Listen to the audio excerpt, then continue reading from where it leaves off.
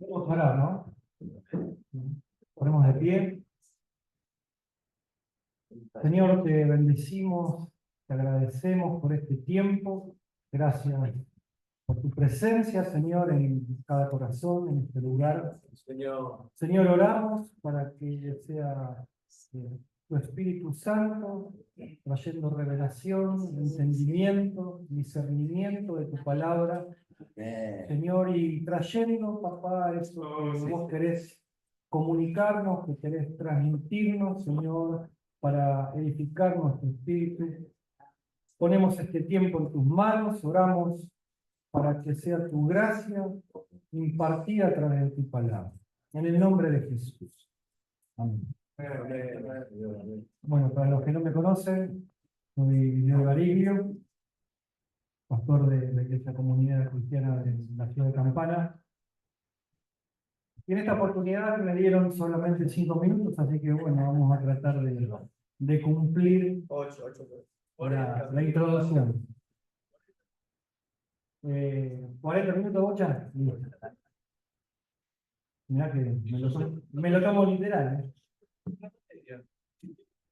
Bueno, a modo de introducción quería compartirles acerca de un aspecto que está relacionado con la materia, pero que no es parte de la materia, entre comillas. La última semana que el Señor Jesús estuvo con sus discípulos antes de ser crucificado, esa semana estuvo marcada por mensajes claves que dio para su generación y para todas las generaciones siguientes hasta su regreso. Pero yo quiero hacer mención a solamente uno de esos mensajes, que es el que está en Mateo capítulo 24.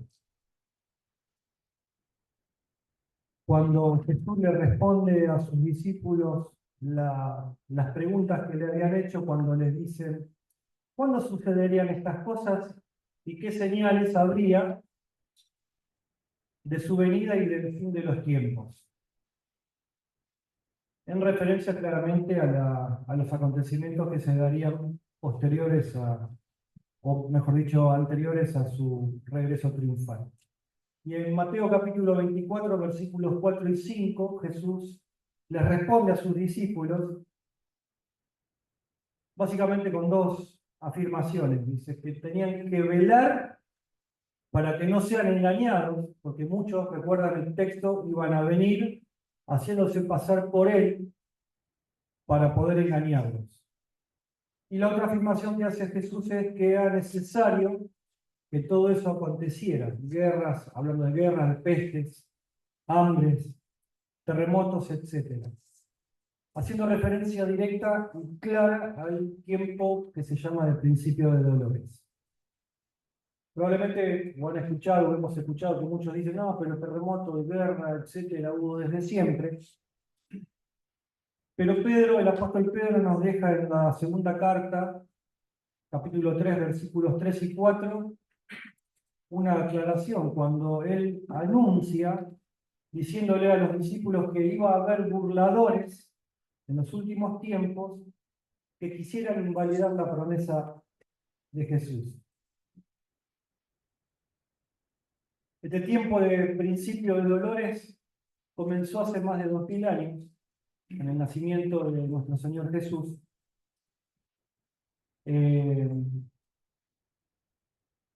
Y el Señor Jesús nos da una clave a través de su palabra que nos permite entender más claramente, con esta comparación que hace el Señor, cómo va a ser este tiempo.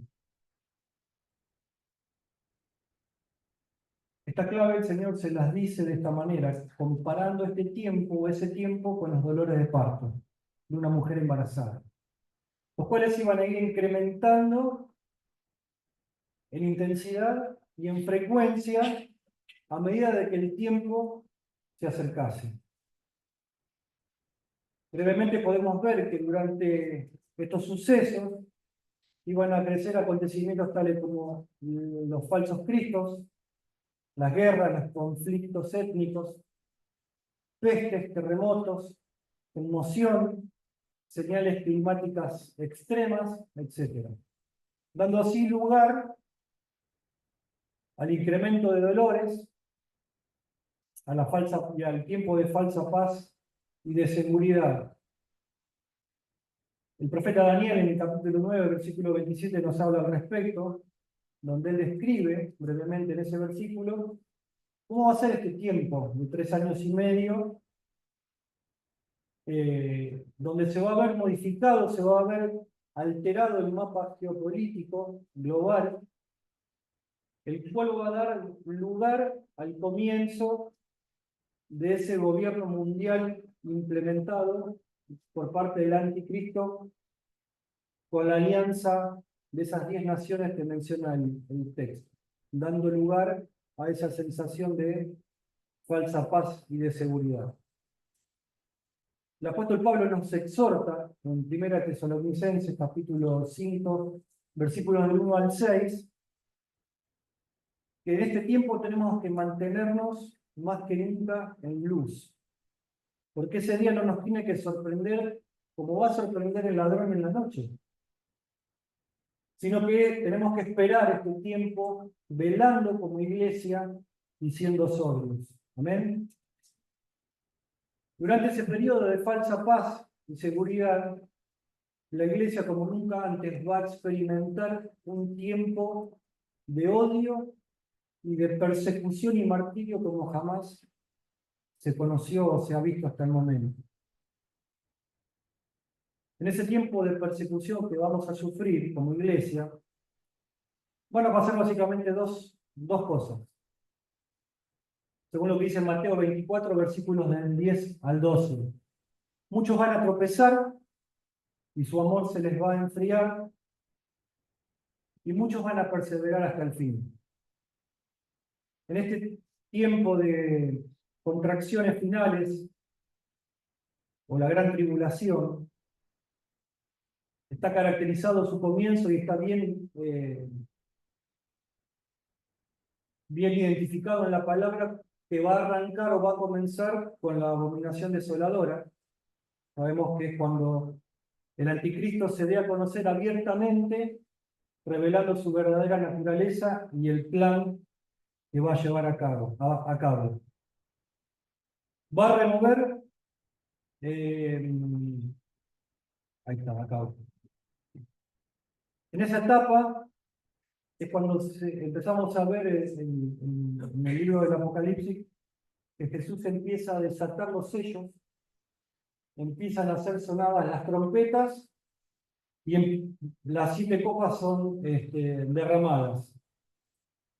Y así se empieza o comienza la implementación del plan de batalla de Jesús en esos tiempos, con el objetivo, los objetivos básicamente de remover todo lo que obstaculice el amor de Dios en ese tiempo, destruir los recursos del anticristo, llamar al arrepentimiento a los incrédulos, porque esta serie de juicios, aparte de esto que ya les mencioné, tiene como característica también llevar al arrepentimiento a aquellos que no hayan creído todavía. Llamar a los santos al clamor y a la intercesión, y va a traer dirección profética de parte del Señor mediante sus mensajes. Al sonar la 7ª trompeta, la final trompeta, ahí va a ser consumado el misterio de Dios que fue anunciado por sus profetas a lo largo de toda la historia, cuando Cristo Jesús regrese en las nubes a buscar a su pueblo. Amén. Bueno, y después vendrá el regreso del Señor y el establecimiento de su reinado eterno, que profundizaremos después en la materia con los alumnos. Yo creo que sin ningún lugar a dudas, esta generación o la generación que le toque ver al Señor regresar va a atravesar tiempos muy difíciles como jamás como jamás se han sucedido. Pero como iglesia del Señor tenemos que aguardar, velando, la manifestación o la ejecución de esos acontecimientos. Tenemos que estar llenos del Espíritu Santo. Y hago la comparación con el texto en el Evangelio de Lucas de las 10 vírgenes. Tenemos que estar preparados, velando como esas 5 vírgenes prudentes que mantuvieron sus lámparas con aceite en referencia al Espíritu Santo, para estar preparadas para el regreso del novio. Entonces, de esta manera, así como vino el novio, no fueron dejadas afuera como las insensatas. Entonces, como el ladrón, como dije recién, sorprende en una noche, si no están listas, si no estamos preparados, nos vamos a quedar en el camino. Tenemos que tener una revelación correcta acerca de esos tiempos. ¿Por qué?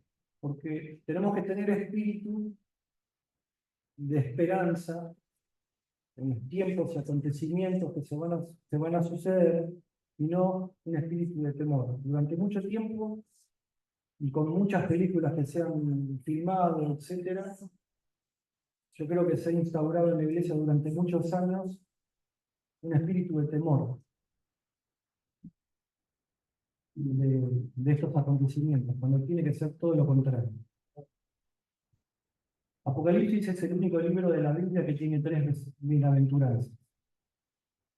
Para los que leen o estudian, para los que oyen, o para los que están de acuerdo a su contenido, y para los que guardan u obedecen las palabras de esta profecía. La clave, creo yo, va a ser cómo nos alineemos al plan de Dios como iglesia en esos últimos tiempos. Tendremos que estar en plena intimidad con el Señor, tener el espíritu correcto para recibir esa revelación, y tenemos que anhelar su regreso como esposo, rey, sacerdote y juez. Amén. Amén. No podemos entender lo que va a venir si no conocemos al que ha de venir. Amén. Amén. Amén. Tenemos que discernir en el espíritu estas palabras. No fue casualidad que el apóstol Juan, lo primero que recibe en el Apocalipsis es la revelación de Jesús, de la novia y de la del Padre. Tenemos que clamar al Señor por ese espíritu de sabiduría y de revelación, en el conocimiento de Él, quitándonos el velo de nuestros ojos, del entendimiento, para que sepamos cuál es la esperanza a la cual Él nos ha llamado, y a las riquezas de su gloria. Esto lo vemos en Efesios, versículos 17 y 18 del capítulo 1. Por esta razón hemos programado esta masterclass, que va a comenzar Juan y después José, para que podamos meditar y reflexionar buscando la guía del Espíritu Santo y su revelación, sobre todo en temas doctrinales que son bastante controversiales de alguna manera, por llamarlos así, que están en el libro del Apocalipsis. Así que bueno, le damos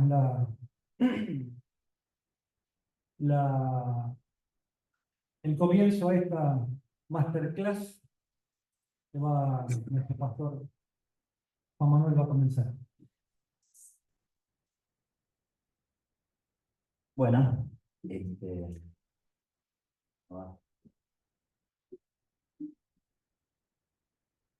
bueno todo lo que dice Leo, amén, total, todo lo dicho. Bueno, qué lindo tener ahí. ¿Cuántos alumnos hay? 15. 15. Bueno, ya nos bastante gente acá. Un placer. Lo mío es un testimonio personal acerca de mi búsqueda, que Dios traiga claridad sobre este tema en particular, que es el milenio.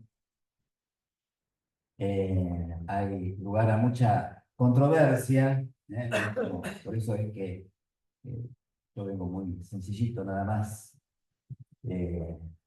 a explicar cómo es que yo lo he resuelto. No pretendo convencer a nadie, ni pretendo tener la razón, simplemente tengo algunas certezas y algunas ideas.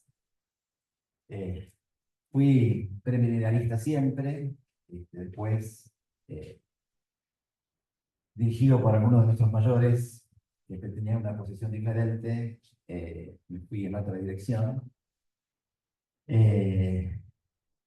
El que más me enseñó sobre esto fue Orwell, el que primero me abrió la mente sobre una forma distinta de pensar, ¿no?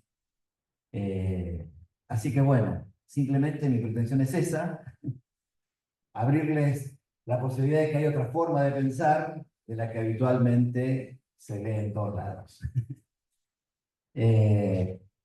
Así que bueno, hay un misterio que nos motiva a buscar más de esa revelación. Ahí en Colosenses 2 dice: hasta alcanzar las riquezas del pleno entendimiento, a fin de conocer el misterio de Dios, el Padre y de Cristo, en quien están escondidos todos los tesoros de la sabiduría y el entendimiento.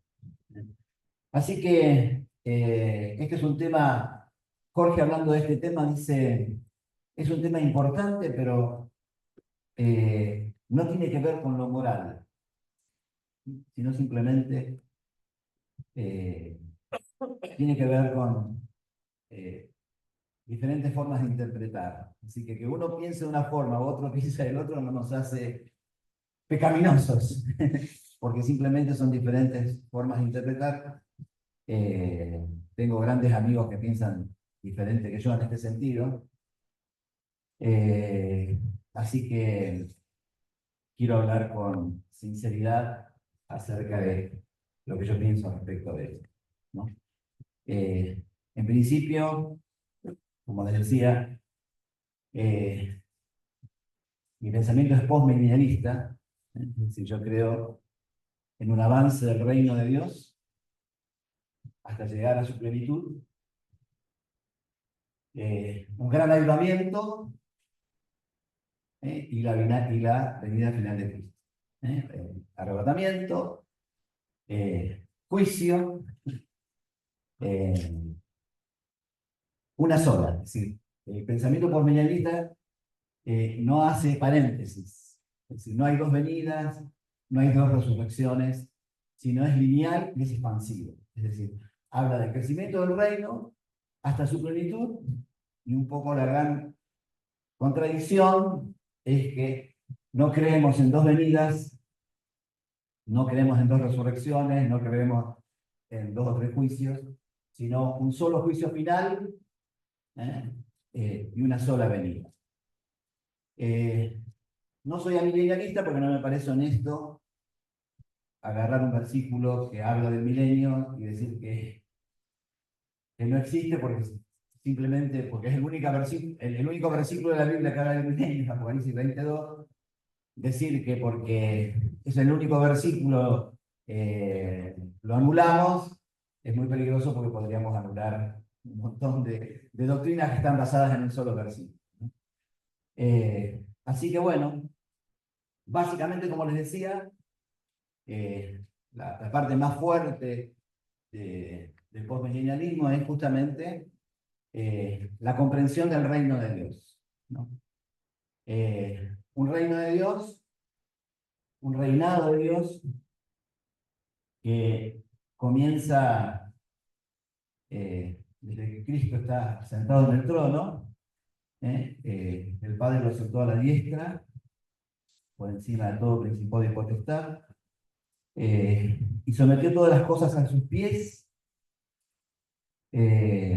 Así que, como dice ahí en Hebreos 2, 8 y Efesios 1, 20. Después le paso el escrito, que va a estar mucho mejor de lo que yo puedo trasladar ahora en este momento, porque trato de sintetizar. Así que este reinado de Dios, Cristo está reinando hoy. Sabemos que Cristo reina hoy. Y el reinado de Cristo es hasta que todos sus enemigos sean puestos por estrado de sus pies. Eso significa que no creemos en un paréntesis. No hace falta un reinado especial de Cristo por 1000 años, sino que Cristo está reinando hoy y va a reinar hasta que todos sus enemigos sean puestos por estrado de sus pies. Es una expansión, eso da lugar a un gran avivamiento. Hoy está Cristo reinando, así que ahí en 1 Corintios 15:25 dice, porque es preciso que Él reine hasta que todos sus enemigos sean puestos por estrado de sus pies. Hay un reinado creciente, avanza, la iglesia avanza, alcanza su plenitud, el reino alcanza su plenitud, la iglesia alcanza su plenitud con la conversión de las naciones, con la conversión de los judíos, alcanza su plenitud, y ahí viene el reino de Dios. Hechos 3:19, y ahí viene la segunda venida. Hechos 3, del 19 al 21 dice, arrepentidos y convertidos hasta que sean borrados nuestros pecados, para que venga de la presencia del Señor tiempos de refrigerio, porque es necesario que el cielo reciba hasta los tiempos de restauración de todas las cosas. Ese Cristo está sentado a la diestra del Padre y no hay intermedios, hasta el tiempo de restauración de todas las cosas, de que habló Dios por medio de los santos profetas que han sido desde el tiempo antiguo. Así que hoy Dios está sentado en el trono y la iglesia avanza hacia su plenitud. Esa comprensión del reino es básicamente por lo cual no considero que hay necesidad de un milenio, de un reinado de Cristo por 1000 años, sino que es la iglesia reinando, no hay paréntesis, no hay intermedio, hasta su plenitud, ¿no? Así que las parábolas nos hablan un poquitito siempre del crecimiento del reino hasta su plenitud. Todas las parábolas que nos hablan del reino nos hablan de un crecimiento constante. La semilla de la mostaza, la levadura, hablan de un crecimiento desde pequeña hasta su plenitud. Así que por eso es que el posmilenarismo cree en la expansión de la iglesia hasta que la iglesia llega a su plenitud, y ahí está la venida de Cristo, ¿no?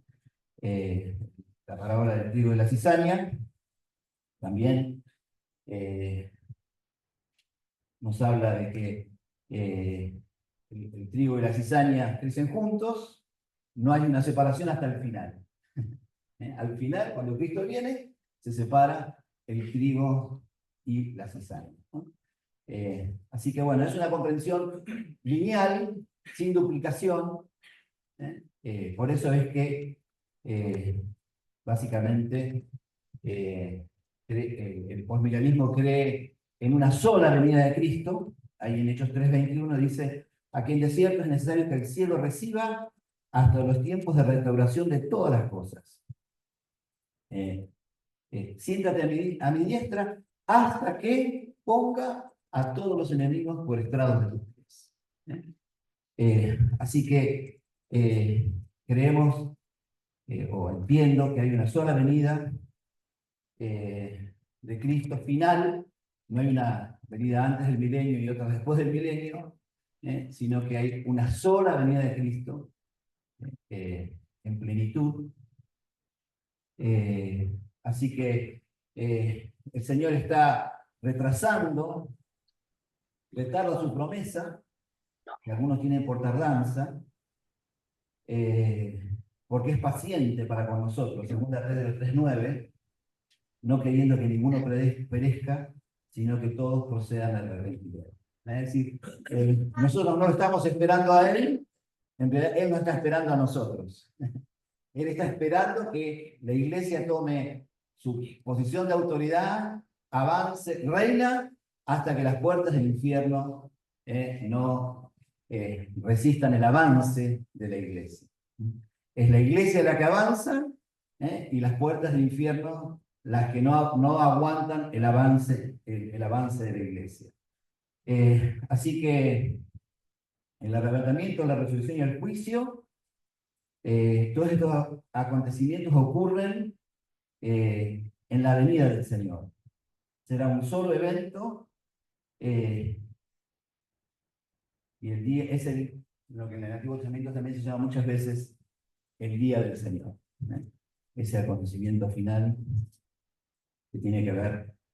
Y esa venida será como un relámpago, Mateo 24, 27, será visible, por eso también hay una diferencia con respecto al arrebatamiento premillenarista, donde la venida del Señor el arrebatamiento es visible, la venida del Señor es visible, es como un relámpago, no es secreta, no es que los santos se encuentran en el cielo, sino que hay un solo arrebatamiento y una venida del Señor visible. Será como un relámpago, Mateo 24, 27, será visible, deberán venir sobre las nubes del cielo, será glorioso, vendrá con poder y gloria, Mateo 24, 30.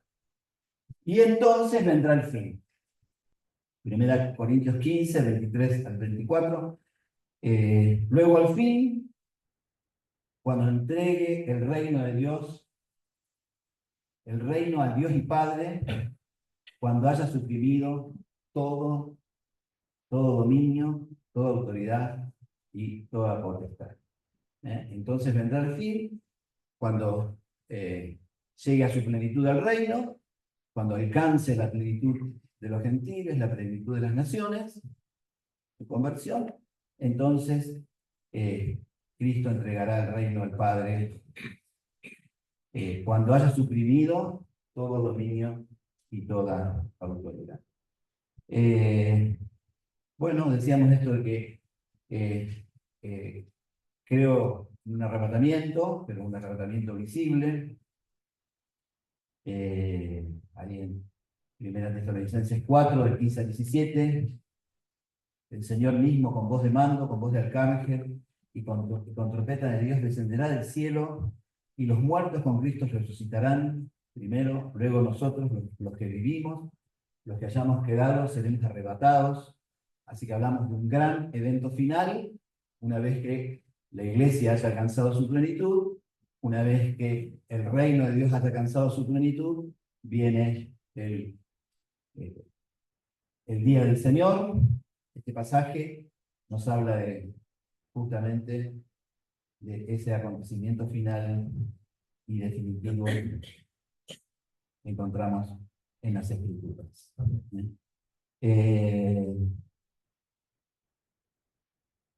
Creemos también, creo, en un solo juicio final, no un juicio por partes. Primero un juicio de los santos, un juicio no un juicio a los creyentes en el rapto, un juicio a las naciones antes del milenio y un juicio a los incrédulos, no un solo juicio final, como dicen todas las parábolas que nos hablan de ese día final. Hechos 17:30, dice: Dios manda a todos los hombres a todo lugar que se arrepientan, porque ha establecido un día en el cual juzgará al mundo con justicia por aquel varón a quien designó, dando fe a todos con haberles levantado. Así que Juan 5 del 28 dice: no se asombren de esto, llega la hora en que todos los que están en los sepulcros oirán mi voz, los que obraron el bien resucitarán para vida, y los que obraron el mal para condenación. Habla de un solo evento de resurrección, un solo evento de juicio. Daniel 12 dice: y muchos de los que duermen en el polvo de la tierra serán despertados, unos para vida eterna y otros para vergüenza y confusión. Así que estamos hablando de un solo evento final.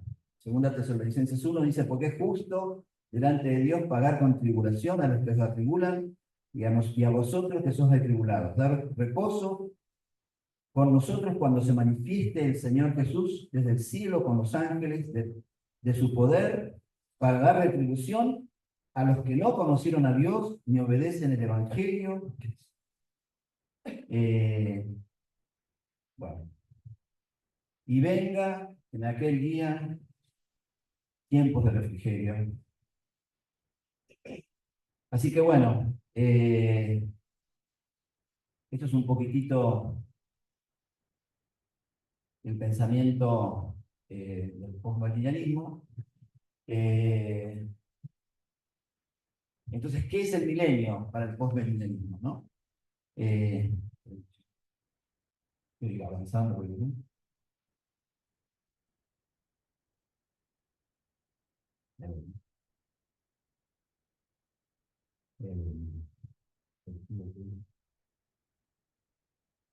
Entonces, ¿qué es el milenio para el postmilenialismo? Hay dos vertientes, deben haber más, pero hay dos vertientes. Una que dice que el milenio dura desde que Cristo vino hasta que, hasta que regresa, pero yo me inclino por creer que realmente la Iglesia va a llegar a tal plenitud que va en su gobierno sobre el mundo espiritual, Satanás será atado, y viene ahí el gran avivamiento mundial. Son 1000 años, o literalmente, no necesariamente literalmente, pero un periodo de plenitud, donde la Iglesia reina y alcanza su manifestación final. Así que, ¿cuáles son las condiciones previas al milenio? Bueno, como leíamos hoy, la apostasía, la bestia, el falso profeta, las cosas que están por suceder, la caída de Babilonia, el gran avivamiento. ¿Y cuál es la forma entonces que es introducido el milenio por la Iglesia? Ahí en Apocalipsis 20, uno dice: vi un ángel que descendía del cielo con la llave del abismo y una gran cadena en la mano, y prendió al dragón, la serpiente antigua, que es el diablo y Satanás, y lo ató por 1000 años. Es interesante hacer un estudio de los ángeles en Apocalipsis. Realmente, yo después les paso el estudio, le paso el apunte, pero es re interesante el estudio de los ángeles en Apocalipsis. Demasiado interesante. En Apocalipsis, la acción de los ángeles es continua. Toda obra espiritual es realizada por los ángeles. Todo tiene un ángel en el Apocalipsis. Es increíble, ¿no? Dios tiene un ángel, Jesús tiene un ángel. Ahí después paso los versículos. La iglesia tiene un ángel, pero es más llamativo todavía. Bueno, el dragón tiene un ángel, tiene sus ángeles, pero las aguas tienen un ángel, el fuego tiene un ángel, los vientos tienen un ángel. Es decir, todo el mundo espiritual en Apocalipsis está gobernado, está figurado por la acción de los ángeles, ¿no? Y la acción de los ángeles en el Apocalipsis es continua, actúan por mandato de Dios. Cada mandato de Dios va a un ángel a hacerlo. Es decir, cada vez que Dios habla, un ángel ejecuta esa orden. Así es que los ángeles sellan, ejecutan juicios, trompetas, sellos, proclaman. Pero lo interesante también es que los ángeles actúan como respuesta a la acción de la iglesia. Ahí en Apocalipsis 8, fue interesante, dice: vino un ángel entonces y se paró ante el altar con un incensario de oro. Se le dio mucho incienso para añadirlo a los oraciones de los santos sobre el altar de oro que está delante del trono, y de la mano del ángel subió a la presencia de Dios el humo del incienso con las oraciones de los santos. Y el ángel tomó el incensario y lo llenó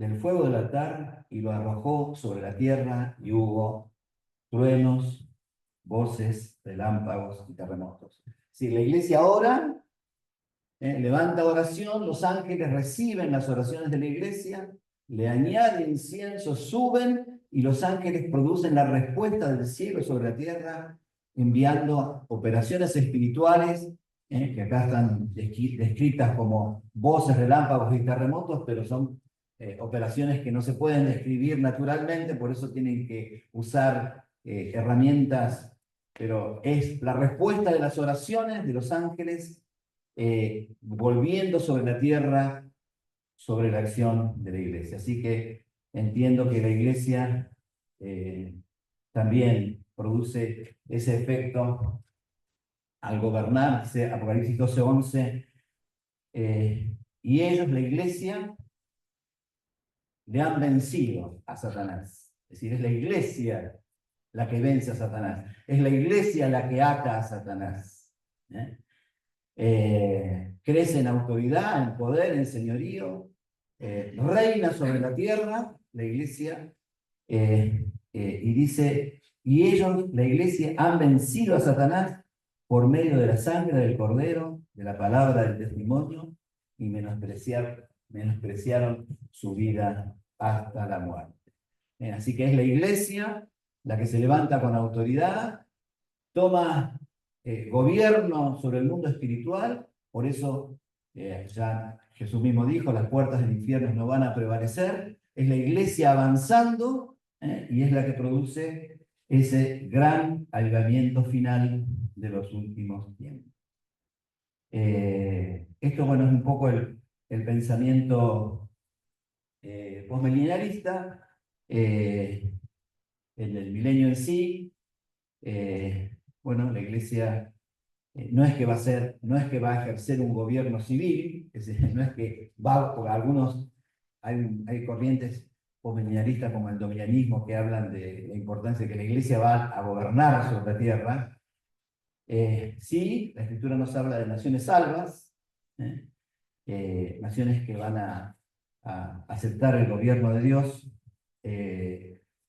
Y bueno, la forma que concluye, bueno, como en eso coincidimos, Satanás vuelve a ser soltado, vuelve a engañar las naciones, ahí viene Armagedón, y la derrota de Satanás, después viene el arrebatamiento, juicio ante el trono, cielo nuevo y tierra nueva. Esos son los eventos. Un poco el cuestionamiento que hace el postmilenalismo al milenio premilenarista es que suena un poco lo que cuestiona, es la presencia del pecado en el milenio, cómo cómo hace Satanás para seducir a los que pasaron por el milenio, para rebelarse contra, es decir, cómo se produce eso, ¿no? Es concebible que después de que nuestro bendito Señor y Salvador haya estado viviendo y reinando en este mundo, Satanás pueda volver a actuar súbitamente y levantar multitudes. Ese es un poco el cuestionamiento. Después se lo dejo para que lo sigan leyendo. Otro de los grandes problemas que tenemos con el milenio es que para que exista el milenio, el Espíritu Santo tiene que ser sacado de la tierra. En ningún lado en la Biblia dice que el Espíritu Santo va a desaparecer de la tierra. Así que, bueno, esos son algunos de los temas que, bueno, ahí hay más temas, pero no quisiera ahondar más sobre esto. Simplemente termino con esta idea de que, voy al final. Claro. Para mí uno de los temas que también me conflictúan con el premilenarismo es el hecho de la doble esperanza. Para mí la doble esperanza debilita la esperanza. ¿Para qué vamos a esperar un milenio? Hay una sola esperanza, que es la venida de Cristo final. No estamos esperando un milenio donde Dios va a reinar por 1000 años. Estamos esperando el gobierno definitivo de Dios sobre la tierra, y estamos esperando el crecimiento de la iglesia, estamos esperando un gran avivamiento. Yo creo que es un poco lo que nos une en esto, esperando la plenitud de la iglesia, y después de esa plenitud, la venida final de Cristo, ¿no?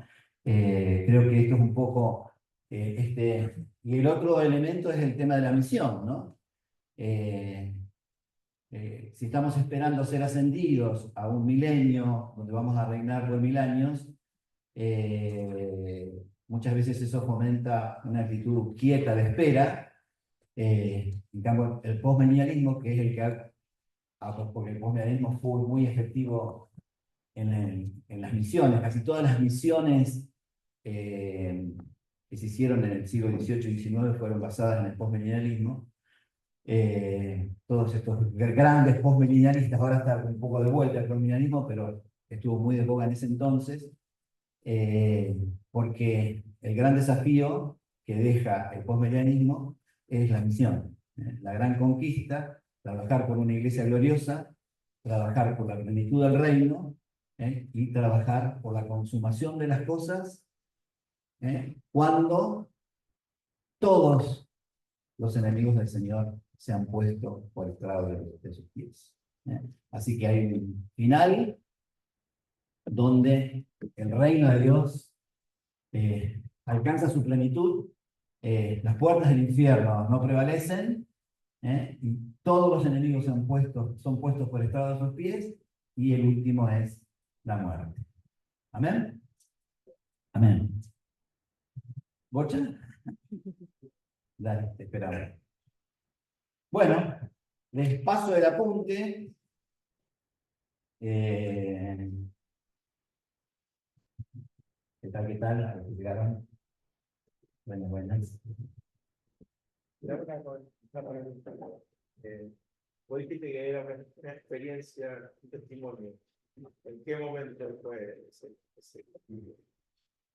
Hubo un retiro en la rural, en ese programa, que Orwin Swindon habló de esto, el año, no sé si se programa. 82, sí. Habló de esto Orwin, quedé muy impactado de su visión, y después me fui encontrando con él, y él me fue transmitiendo toda esta visión del postmilenialismo, y eso fue a mí lo que me impactó, ¿no? Ese fue el punto de quiebra. Hasta ese momento pensaba distinto, después de ese momento. Creo que es un libro, ¿no? Es un libro de Logos que se llama Hasta la restauración de todas las cosas, ¿no? Un libro chiquitito de Logos que no sé si está todavía, pero se llama Hasta la restauración de todas las cosas. Es un libro de Orwell.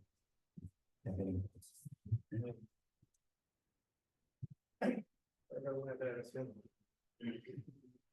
A los alumnos que están conectados al Zoom, si surgiera alguna pregunta, escríbanla, y bueno, si hoy tenemos tiempo lo respondemos, y si no, vía mail o por el Classroom lo estaremos respondiendo. Y acá también, si surge alguna pregunta, hoy la idea es presentar dos posturas respecto a la segunda venida de Jesús. Acá Juan Manuel con claridad explicó que el reino va en expansión hasta justamente la consumación de todas las cosas. Y hay que aclarar esto, ¿no? Cuando la palabra tensiona en algunos temas, ¿no? Y en este tema justamente es el tema del final de los tiempos. La Iglesia, creo que Leo lo ha dicho, por muchos años ha polemizado en estos puntos, y ha traído hasta discordia en la iglesia.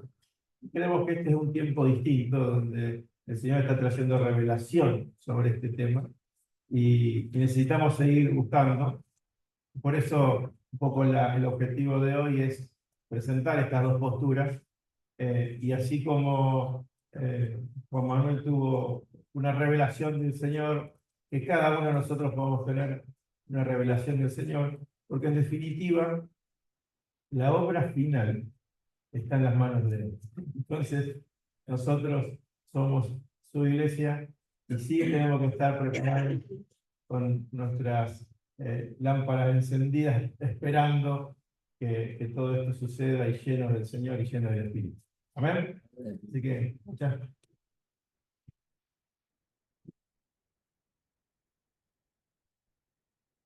Señor, damos gracias por lo que hemos escuchado.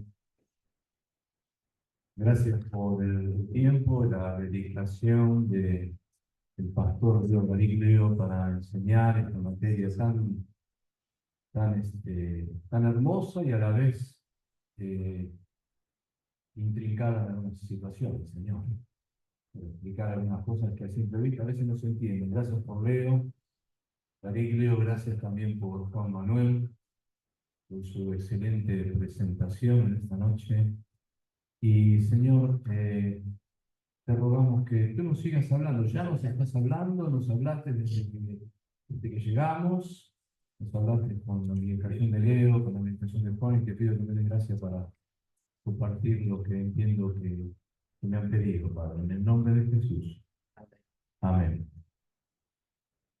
Bueno, antes que nada, quiero decirles que yo estoy acá por insistencia de Juan Manuel y de Martín Medina, que me insistieron que tenía que estar. Yo quise zafar de esto, pero no fue posible.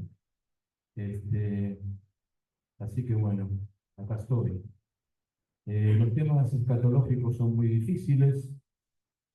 La segunda venida de Cristo es un tema muy intrincado. Las profecías en la Biblia no son cronológicas y es decir, no tienen un orden determinado.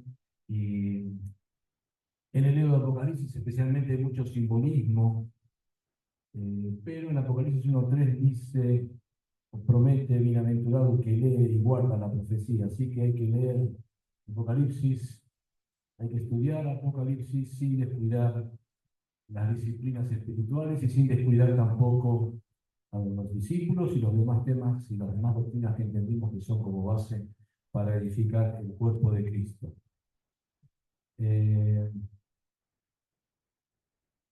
Yo siempre creí en la postura premilenialista, pretribulacionista, pero quiero serles sincero, para mí el tema no está cerrado porque veo un montón de problemas. Veo un montón de problemas. ¿Por qué creí siempre esto? Porque nací en una iglesia donde mi tío, que era pastor, nos habló y nos habló y nos habló de esto, porque en ese grupo se habla mucho de este tema.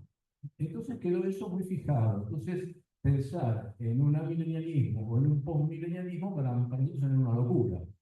Ahora, cuando uno empieza a leer otras cosas, dice, no es tan locura. Entonces a uno le quedan un montón de dudas. Así que yo voy a presentar lo que entiendo, pero no estoy diciendo que es así, ¿se entiende? Es la postura, simplemente, qué se cree en el premilenialismo.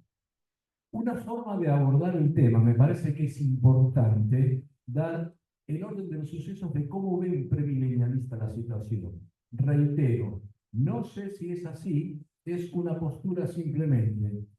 Y hoy le decía a mi esposa y a mi hijo, me comprometo delante del Señor a estudiar más a fondo escatología. Yo di escatología 4 meses, y es un tema que realmente lo vi tan grande, digo, ay, qué lío. Y creo en última instancia, ¿sabes qué creo? En última instancia creo que lo más importante es que nosotros consideremos la advertencia del Señor. Velad, pues no sabéis el día ni la hora en que el Hijo del Hombre ha de venir. Entonces no polemicemos porque no se llega a nada. ni tampoco dejemos de respetar las posturas que tienen los demás porque no sirve, ¿no? En Filipenses 2:12 y el 13 dice, ocúpense en su salvación, con temor y temblor, porque Dios produce en ustedes el querer como el hacer por su buena voluntad. Entonces, creo que tenemos que vivir en santidad, caminar en santidad, porque en cual nadie sabe el día y la hora, Jesús mismo dijo, no les corresponde a ustedes los tiempos y las sazones, que solamente el Padre en su potestad sabe. Entonces, nosotros tenemos que velar y orar como si el Señor viniera ahora y vivir en santidad y con las cuentas al día. Dicen que sí están de acuerdo, tenemos que vivir así, más allá de empezar a tomar el examen de doctrina de los demás. A ver, vos que sos premilenialista, postmilenialista, amilenialista, ¿querés que Cristo viene antes de la tribulación, en medio de la tribulación? Por favor, no. Amemos las demás posturas, respetemos las demás posturas, pero caminemos y vivamos en santidad. Muy bien. Me pareció importante abordar de esta manera, y voy a dar un pantallazo simplemente porque no los quiero cansar. Arrebatamiento, el orden de los sucesos del arrebatamiento y el traslado. Es decir, ¿cómo lo ve el que tiene la postura premilenialista, pretribulacionista? Ve un orden, ve un orden. Muy bien. Vamos a estar viendo 3 pasajes. Este es uno. Primera Tesalonicenses 4, 3 al 18, vamos a ver también Primera Corintios 15, 51 a 53, y vamos a ver Juan 1 al 3. Muy bien. Primera Tesalonicenses 4, 13 al 18. Hermanos, no queremos que ustedes se queden sin saber lo que pasará con los que ya han muerto, ni que se pongan tristes con los que no tienen esperanza. Así como creemos que Jesús murió y resucitó, así también Dios levantará con Jesús a los que murieron en él. Le decimos esto como una enseñanza del Señor. Nosotros, los que vivimos, los que habremos quedado hasta que el Señor venga, no nos adelantaremos a los que murieron, sino que el Señor mismo descenderá del cielo con voz de mando, con voz de arcángel y con trompeta de Dios, y los muertos en Cristo resucitarán primero. Luego nosotros, los que aún vivamos y hayamos quedado, seremos arrebatados juntamente con ellos en las nubes para recibir en el aire al Señor, y así estaremos con el Señor siempre. Por lo tanto, anímense unos a otros con estas palabras. El segundo texto es Juan 14, del 1 al 3. La versión que estoy usando Reina Valera Contemporánea me parece una versión excelente porque es muy clara. Deja de lado ese lenguaje castizo de dijisteis y vosotros, y no, es más clara. No se turbe su corazón, ustedes creen en Dios, crean también en mí. En la casa de mi padre hay muchos aposentos. Si así no fuera, ya les hubiera dicho, así que voy a preparar lugar para ustedes. Y si me voy y les preparo lugar, vendré otra vez y los llevaré conmigo, para que donde yo esté, también ustedes estén. El tercer pasaje, 1 Corintios 15, 51 al 53. Presten atención que les voy a contar un misterio. No todos moriremos, pero todos seremos transformados. En un instante, en un abrir y cerrar de ojos, cuando suene la trompeta final. Pues la trompeta sonará y los muertos serán resucitados incorruptibles y nosotros seremos transformados, porque es necesario que lo corruptible se vista de incorrupción y lo mortal se vista de inmortalidad. Entonces vamos a ver una forma de presentar el tema, es ver estos 3 pasajes juntos. ¿Vieron cuando tomamos unos pasajes y los juntamos y con esos 3 pasajes tratamos de buscar una armonía para explicar un hecho? Eso es lo que voy a hacer. Estudiar estos 3 pasajes bíblicos. Primera Tesalonicenses 4, 13 al 18, Primera Juan 14, 1 al 3 y Primera Corintios 15, 51 al 53.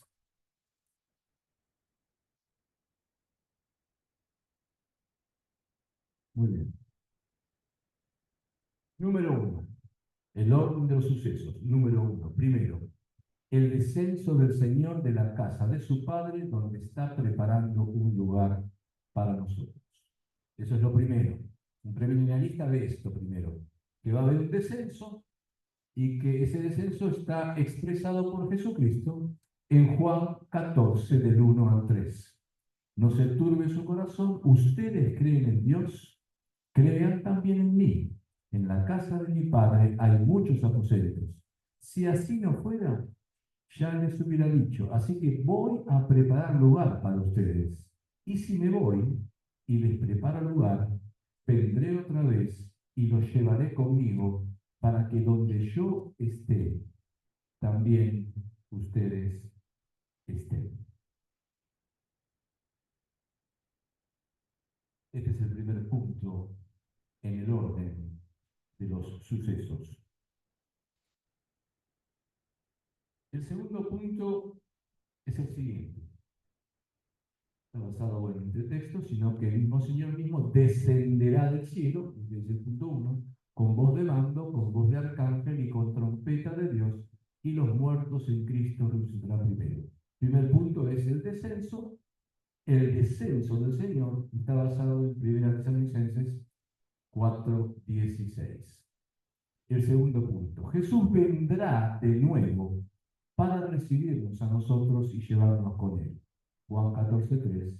Y si me voy, está hablando Jesús, y les preparo lugar, vendré otra vez, atención, y los llevaré conmigo para que donde yo esté, también ustedes estén. Este arrebatamiento es un arrebatamiento para sacarnos del mundo. Cuando seamos arrebatados vamos a dejar atrás toda angustia, toda aflicción del alma y del cuerpo. Ese día vamos a ser librados de toda persecución que estemos viviendo en ese tiempo, de toda opresión del enemigo. Vamos a ser librados del pecado, vamos a ser librados de la muerte. En Romanos 7:24 el apóstol dice, miserable de mí, ¿quién me librará de este cuerpo de muerte? Bueno, Cristo en forma definitiva en el arrebatamiento va a librarnos de este cuerpo de muerte. Este arrebatamiento, además, es lo que nosotros llamamos, la Biblia llama, mejor dicho, el día de la redención. Para un premilenialista, ese arrebatamiento es el día de la redención. Hay muchos textos que hablan sobre esto, pero yo menciono solamente uno, muy conocido por ustedes, Efesios 4:30, no entristezcáis al Espíritu Santo, con el cual fueron sellados para el día de la redención. El día de la redención, un premilenialista lo entiende, lo comprende como el día del arrebatamiento. Muy bien. En tercer lugar, el Señor resucita a los que se durmieron con Él. 1 Tesalonicenses 4:15. Así como creemos que Jesús murió, resucitó, vean ahora, así también Dios levantará con Jesús a los que murieron en Él.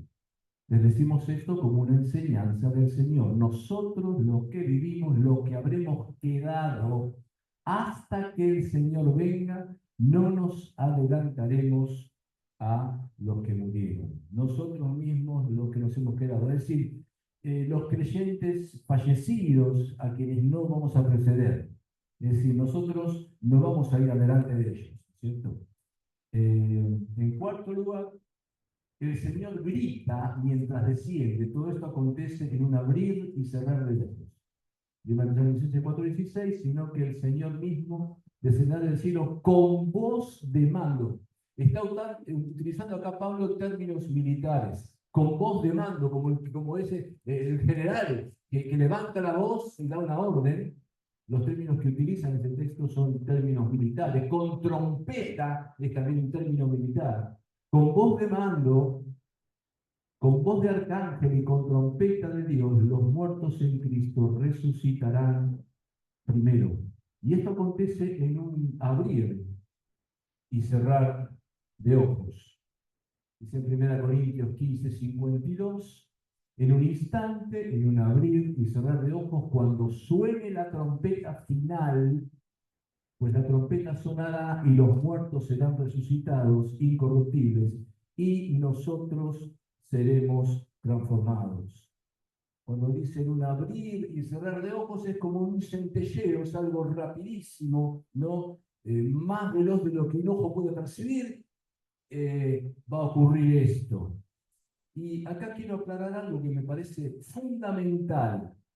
Este arrebatamiento del cual hablan los premilenialistas no es un arrebatamiento secreto. Está mal llamado arrebatamiento secreto porque es un arrebatamiento público, no es secreto. En ninguna parte de la Biblia habla de un arrebatamiento secreto. Mejor sería llamarlo arrebatamiento súbito, o arrebatamiento repentino, o arrebatamiento violento. Cuando Cristo nos llame, millones van a desaparecer repentinamente de la tierra. La persona que no es salva, que esté con un creyente, sabrá inmediatamente, ¿no es cierto?, que este arrebatamiento es público porque de pronto va a desaparecer. Va a ser algo violento, va a ser algo que ocurre de golpe. El Señor, Jehová de los ejércitos, se va a levantar con poder para levantar a su pueblo con voz de mando, con voz de trompeta. Va a hacer esto y va a recoger a sus guerreros que pelearon aquí en la tierra. Entonces, el arrebatamiento que dice un premilenialista no es secreto, es un arrebatamiento público, repentino y violento. Número 5 de este orden de sucesos. Vamos a oír la voz del arcángel. Algunos sostienen que quizás sea para dirigir a Israel durante los 7 años de tribulación, así como Dios dirigió a Israel con la nube, ¿no es cierto?, cuando estaban por el desierto. Dice Tesalonicenses, sino que el Señor mismo descenderá del cielo con voz de mando, con voz de arcángel y con trompeta de Dios, y los muertos en Cristo resucitarán primero. Número 6 en los sucesos. También oiremos la llamada de Dios con voz de trompeta de Dios. Su última trompeta para la iglesia. 1 Tesalonicenses 4:16. Sino que el Señor mismo descenderá del cielo con voz de mando, con voz de arcángel y con trompeta de Dios, y los muertos en Cristo resucitarán primero. No confundir, por favor, esta trompeta con la trompeta de Apocalipsis 11:15. Cuando el séptimo ángel tocó su trompeta, se oyeron fuertes voces en el cielo que decían: los reinos del mundo han llegado a ser de nuestro Señor Jesucristo, y Él reinará por los siglos de los siglos. Número 7. Los muertos en Cristo se levantarán primero, sino que el Señor mismo descenderá del cielo con voz de mando, con voz de arcángel y con trompeta de Dios, y los muertos en Cristo van a resucitar primero. Las cenizas corruptibles de los cuerpos muertos van a ser hechas incorruptibles y se van a reunir con el espíritu de ellos, que Jesús trae con él. Es un milagro. Un día me preguntaron a mí: ¿cómo va a ser esto? El que echaron las cenizas en el mar, ¿y cómo va a ser eso con aquellas cenizas en el mar? No te preocupes, que si Dios quiere los cielos y la tierra, para él es un trámite. Así que vos no te preocupes. Muy bien. Número 8 en los sucesos. Bueno, el texto del anterior que leímos, no terminé de leerlo nosotros, los que aún vivamos y hayamos quedado, seremos arrebatados juntamente con ellos en las nubes para recibir en el aire al Señor, y así estaremos con el cielo. Número 8. Entonces los que estemos vivos seremos transformados. 1 Corintios 15:51 al 53. Presten atención, que les voy a contar un misterio. No todos moriremos, pero todos seremos transformados. En un instante, en un abrir y cerrar de ojos, cuando suene la trompeta final, pues la trompeta sonará y los muertos serán resucitados incorruptibles y nosotros seremos transformados, porque es necesario que lo corruptible se vista de incorrupción y lo mortal se vista de inmortalidad. Filipenses 3:21 lo expresa así, el cual transformará, ahí está, el cuerpo de la humillación nuestra para que sea semejante al cuerpo de la gloria suya, por el poder con el cual puede también sujetar a sí mismo todas las cosas. Vamos al punto 9. Entonces seremos arrebatados, literalmente raptados, ¿no es cierto? En conjunto. Esta palabra del rapto fue muy atacada por otras posturas porque te dicen que la palabra rapto no figura en la Biblia. Es verdad, no figura en la Biblia. Yo te pregunto, ¿dónde figura en la Biblia la palabra Trinidad? ¿No? Pero está la Trinidad. Primera Tesalonicenses 4:17. Luego nosotros, los que aún vivamos y hayamos quedado, seremos arrebatados juntamente con ellos en las nubes para recibir en el aire al Señor, y así estaremos siempre con Él. Es interesante notar que el término griego para arrepentimiento es harpazo, se pronuncia harpazo en griego, que significa echar mano a una persona precipitadamente, apoderarse de ella de una manera repentina, con violencia y arrebatarla. Es la misma palabra que se usa en Hechos 23:10.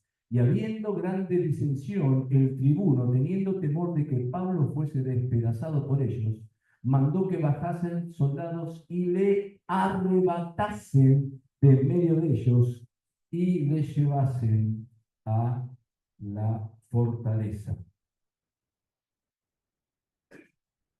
El arrebatamiento es una liberación de la ira venidera. La palabra que emplea Pablo es glomai, omai, que viene de gruo, que significa liberar con poder. Es decir, el Señor lo que va a hacer es como, ¿viste cuando te arrebatan algo, que te lo sacan con un chorro, te arrebatan algo? Así, con poder, con toda su autoridad. Así, bueno, arriba, chao, se terminó el asunto. Y en 1 Tesalonicenses 1 dice, y esperar de los cielos a su Hijo, el cual resucitó de los muertos, a Jesús, quien nos libra de la ira venidera. Un pretribulacionista, premillenista te va a decir que esta ira venidera es todos los juicios, ¿no?, que van a venir en el tiempo de la tribulación. Punto 10.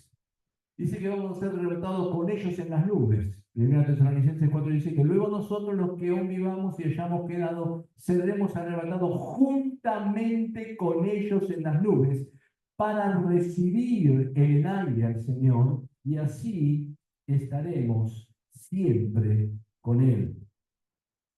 Es interesante que el aire es la base actual de operaciones de Satanás, del diablo.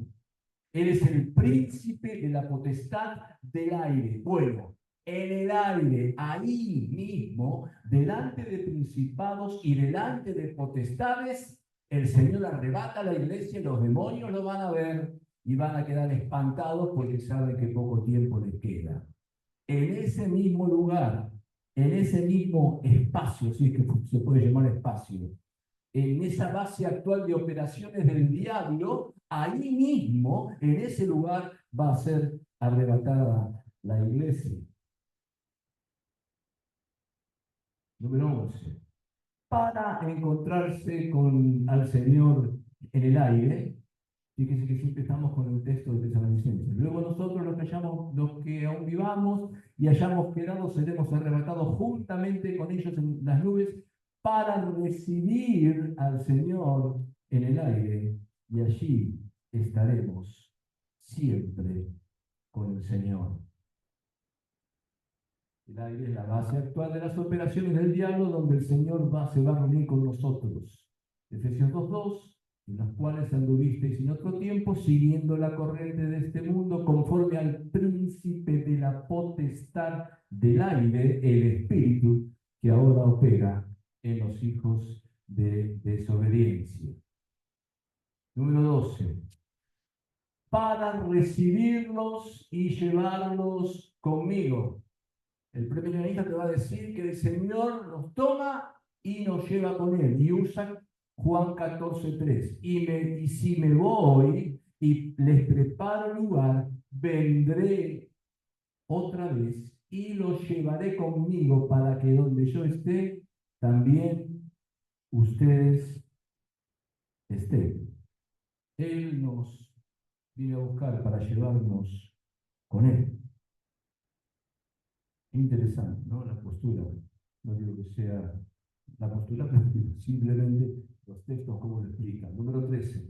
Y así estaremos siempre con el Señor. Primera Tesalonicenses 4:17. Luego nosotros, los que aún vivamos y hayamos quedado, seremos arrebatados juntamente con ellos en las nubes para recibir en el aire al Señor, y así estaremos con el Señor siempre. Yo creo que el aspecto más importante del arrebatamiento es que Cristo presenta a la iglesia glorificada a sí mismo como esposa. Este es el aspecto más importante del arrebatamiento para un premilenialista. Juan 14:2-3 dice: en la casa de mi padre muchas moradas hay, si así no fuera yo os lo hubiera dicho, voy pues a preparar el lugar para vosotros. Y si me fuere y os prepare el lugar, vendré otra vez y os tomaré a mí mismo para que donde yo estoy, vosotros también estéis. Efesios 5:27, a fin de presentársela a sí mismo una iglesia gloriosa, que no tuviese mancha, ni arruga, ni cosas semejantes, sino que fuese santa y sin mancha. Y en Efesios 1:23, la cual es su cuerpo, la plenitud de aquel que todo lo llena en todo. Muy bien.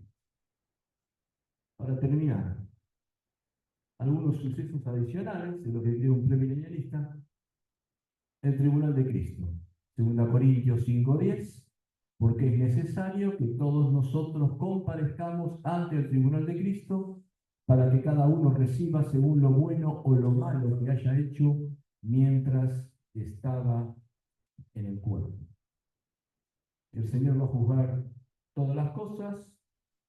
Lo primero que va a suceder para un premilenialista, cuando la iglesia sea levantada, lo primero de todo va a ser el tribunal de Cristo. Mientras aquí en la tierra, para un premilenialista, comienza la gran tribulación, el primer periodo de la tribulación y el segundo la gran tribulación, 3 años y medio, 3 años y medio, para un premilenialista lo que ocurre ahí es que para nosotros, los premilenialistas no para nosotros, porque yo estoy definiendo todavía esto. En esa primera etapa, allí las bodas, el tribunal de Cristo, el texto que menciona recién. Ese texto también habla del tribunal en Romanos 14:10, así que tú, porque juzgas a tu hermano, tú también, ¿por qué menosprecias a tu hermano? Porque todos tenemos que comparecer ante el tribunal de Cristo.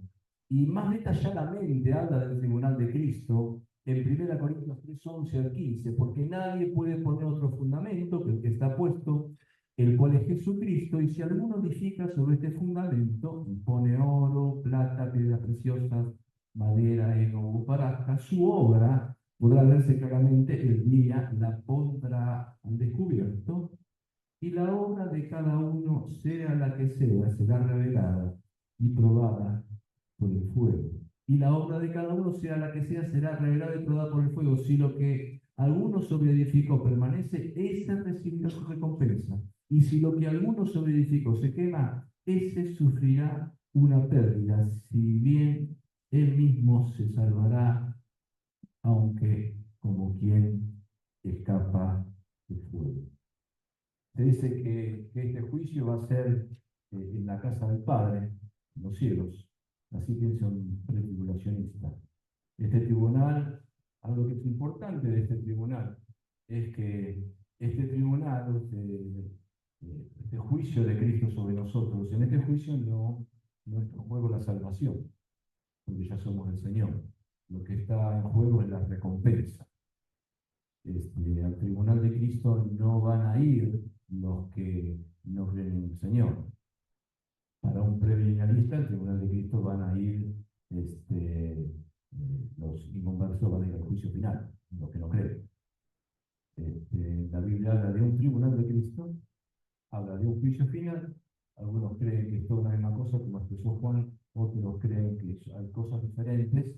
Un premilenialista te va a presentar, si mal no recuerdo, 7 juicios como mínimo, donde va mostrándote cada uno y en qué lugar va. Es impresionante el tema, no digo que sea así, digo que es impresionante verlo, cómo van armando el rompecabezas, pero bueno, es una postura para pensar también.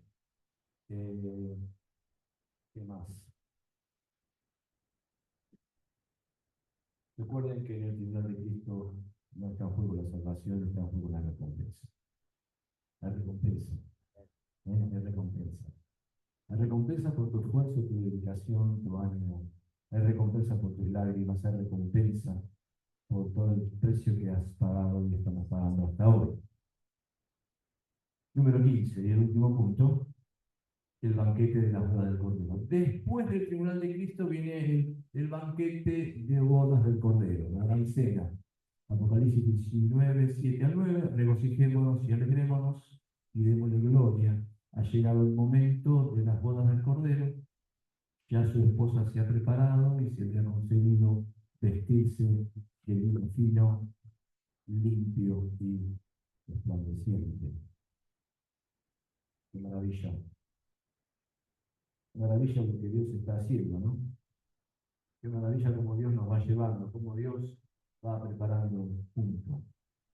Y es que el lino fino simboliza las acciones juntas de los santos. Entonces el ángel me dijo, escribe, bienaventurados los que han sido invitados a la cena de las bodas del Cordero. Y también me dijo, estas son palabras verdaderas de Dios. Después que la iglesia es arrebatada para un pretribulacionista, el mundo sufrirá el tiempo de la ira sin precedentes de Dios, que nuestro Señor llama la gran tribulación. Apocalipsis 7:14, ahí habla de la gran tribulación. Yo le respondí, Señor, tú lo sabes. Entonces él me dijo, estos han salido de la gran tribulación, son los que han lavado y emblanquecido sus ropas en la sangre de Cristo.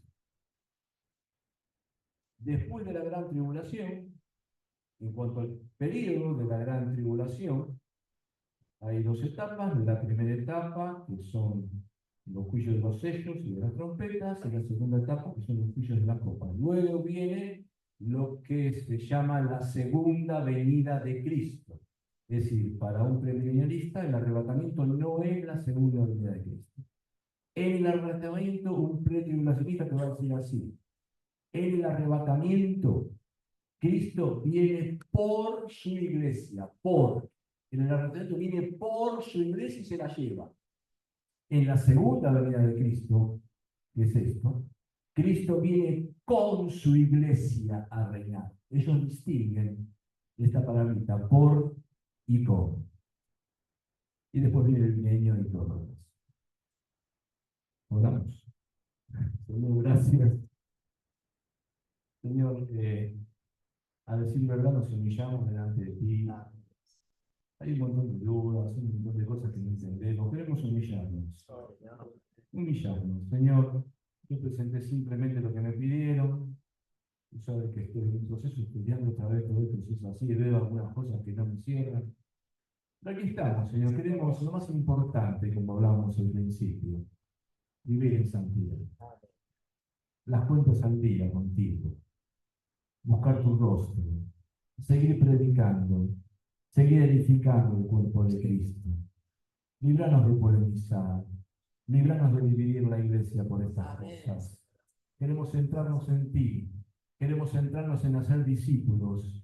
Queremos avanzar y ganar a otros para ti. Queremos cumplir la gran comisión, Señor, de hacer discípulos y a la vez edificar a los santos para la obra del ministerio. Danos la gracia, Señor, para continuar y para respetar las posturas de los hermanos. Gracias por esta charla, por este tiempo. Gracias. Alabamos, adoramos tu nombre y acompañarnos al volver a casa ahora en esta noche. Gracias porque está, los ángeles están, como bien dijo hoy Juan Manuel, los ángeles están. Gracias por la cobertura de la compañía de los ángeles. Gracias. En el nombre de Jesús. Amén.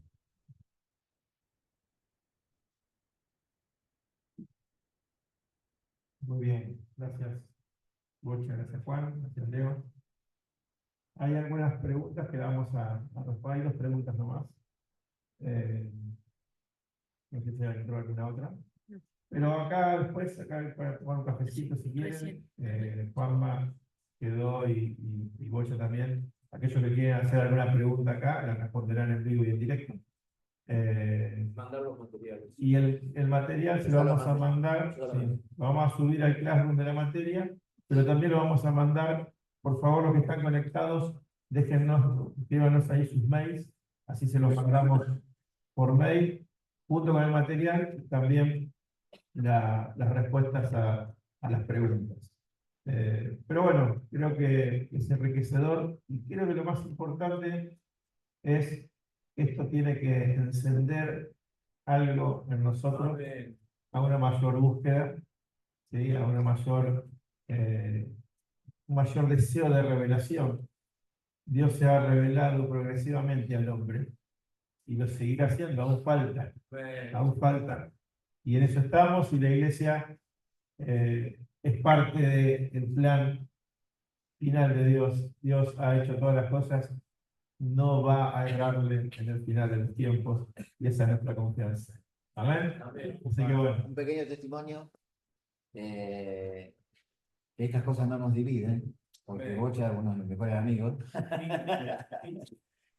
Y pensamos distinto, pero no nos afecta en nada pensar distinto. Así que bueno, es un testimonio también. Estas cosas no nos dividen. A ver, bien, cerramos el Zoom y nos quedamos un ratito teniendo comunión. Gracias por este tiempo. Amén.